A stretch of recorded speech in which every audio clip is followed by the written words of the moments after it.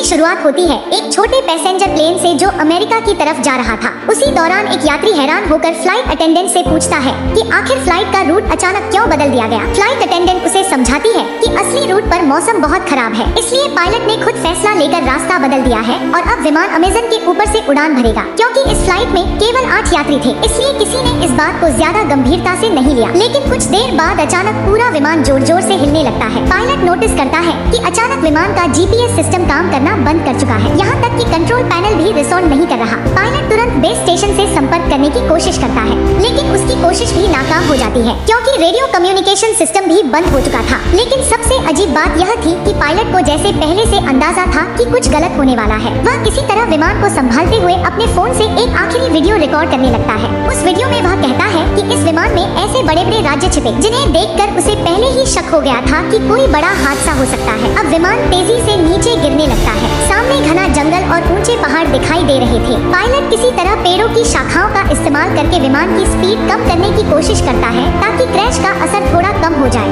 कई किलोमीटर तक घसीटने के बाद आखिरकार विमान रुक जाता है।